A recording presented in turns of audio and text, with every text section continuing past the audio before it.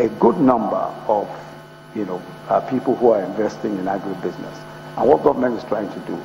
With me, there was the Bank of Industry, it was the managing director of Bank of Industry. And the whole idea, and of course the Minister of State for Investment was also there. And the whole idea was to look at ways in which government could directly intervene in many of these businesses. Give loans, give soft loans, and those kinds of things, and see how they could assist in this way. Look at technology, for instance. Part of what we did in technology, I don't know whether you heard about the Aso Villa Demo Day. We started a competition basically looking for some of the best technology innovations in Nigeria. Started with 4,000 young people in Lagos, in Port Harcourt, and Abuja. Whittled the numbers down to about 30 of the very best who came to meet with the president in Aso Rock. And we're going to invest in some of these innovations. We're also training 65,000 young people in technology-related disciplines. And the whole idea is to create opportunities for young people in this particular field. Especially, there are some people, for instance, in animation and cartoons and all that. And we're trying to support that sector as well. I think you will see in due course, many of these things come into fruition. Mr. Vice President, if I may very the question will be, what level of investment should we expect to see in the next 6 months, 9 months to 12 months in the area of technology, so that if we have an idea, it helps for people's understanding? We're doing 2 technology hubs, Lagos and Abuja. We're doing 6 in the geopolitical zones, in each of the 6 geopolitical zones. That's the sort of thing we're doing. And that is contained in the strategic investment plan.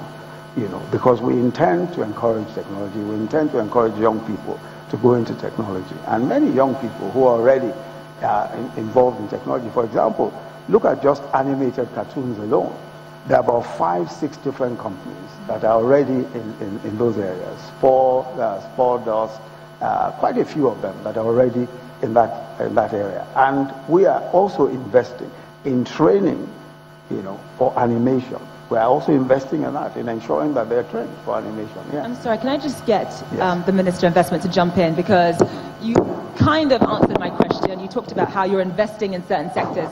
But I'm really focused on the ease of doing business for made in Nigeria companies. Just talk to us. Give me, I would say, 3 policies that you have come up with over the past year to make it easier for made in Nigeria businesses to do business here in Nigeria. Thank you very much. First, since this is the first time I'm having to speak at this very summit, let me acknowledge my colleagues here. I've been coming to the summit for many years as a private sector player. So for me, it's an honor to be serving our country and to be sitting here to talk about policy as part of the government. And this may not sound as if it is important, but I think it's extremely symbolic and important that many of us who have been part of the private sector, part of the country, and have been part of this dialogue for a while, have been invited to serve in the government. I mean, some, frankly, in the case of the vice president, actually, contested an election and won, but some of us were invited into the government to serve. And I think that's something that is important, because for me, I know the responsibilities we carry. You asked for 3 policies, and I'll do exactly that. Thank you. Let me start with the one which you used to frame your question, which His Excellency the Vice President referred to.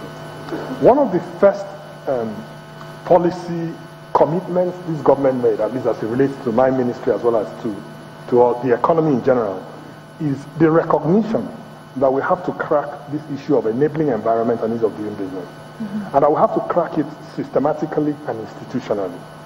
I've been coming to the summit since 1998 when I returned to Nigeria. Every year, you can roughly frame the dialogue and the outputs as enabling environment. I mean, it's cast in several ways, but eventually, it's a pervasive point that cuts across. And one of the commitments we've made is that we will crack it. And how are we going about it? First, the president has issued a presidential sort of, let me call it directive or policy that, there should be a presidential council that is interministerial, chaired by the vice president, and all the ministers here and other ministers are part of that interministerial council to deal with those constraints that get in the way of doing business at a very granular and operational level. Now, in order to do that, we have to set up a secretariat that is going to drive it, and we decided to do it not to reinvent the wheel, using NIPC, Nigeria Investment Promotion Commission, but the secretariat itself is called Ease of Doing Business and Enabling Environment Council. It's called, the council is there's a presidential council and there's a secretariat called EBIS, Ease of Doing Business Secretariat. Now, we've identified private sector leadership for it. In fact, the retiring partner or managing partner of KPMG has been helping us set it up, and hopefully we'll go on to drive it. And the Inter-Ministerial Council has met at least twice. Now, the point to make on that is that, like, there are times when you have to keep faith with a process till you get a result. 1 year looks like a long time when you're going through pain, but in the context of building a nation, it's actually a relatively short time. I am fully persuaded that this will bear fruit. And part of it is just because we have the responsibility. And I can assure you that it's going to happen.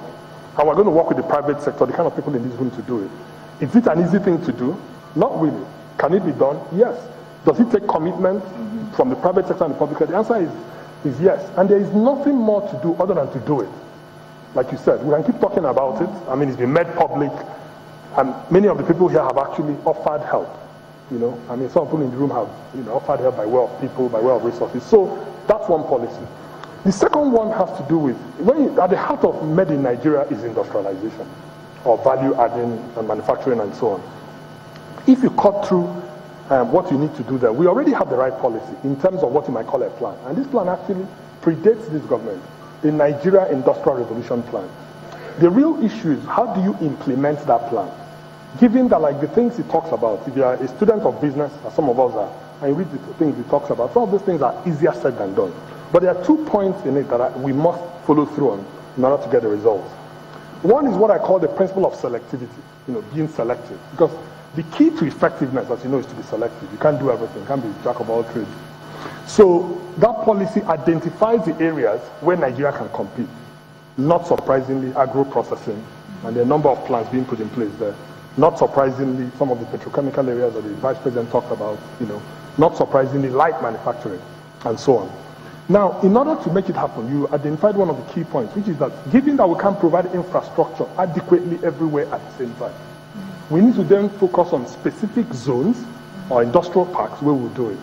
And we've taken a number of steps to make sure we achieve that. Now, you have to understand that the issue of industrial parks and specific zones have been talked about for a long time. In fact, it's almost like the flavor of the month. But if you are going to implement it, you have to get help. So one of the things we've done, we're working with the former chief economist of the World Bank, who is a Chinese gentleman, Professor Justin Lin, who is working with us. He's worked with other countries like Ethiopia, Rwanda, and of course China itself, where he comes from, to put in place some demonstration industrial parks. And that process is ongoing, where we will make sure that there are adequate infrastructure and facilities, like you said. By the way, a number of states and a number of private sector initiatives are already going on, as you know, whether it's in the oil and gas area or what the state government tried to do with the Chinese and so on. But we are committed to making sure there are a number of these models that will work to global standards that will be put in place. Clearly, it will take 2 to 3 years to complete. That's going on. I think the final thing I want to talk about that would help in terms of policies is those things we're doing to help SMEs as some of the most vulnerable. Like the Vice President talked about, the social intervention funds or the social program we want to run. We would like to see a chunk of it go to help some of the most vulnerable people in society who are involved in business, be it market women, be it artisans. And that's both a policy and, frankly, part of the budget. And that's something we're implementing as we speak. So what I would say, as I summarize, is that I think these policies will take time to settle or to work, but I have no doubt that they will come through.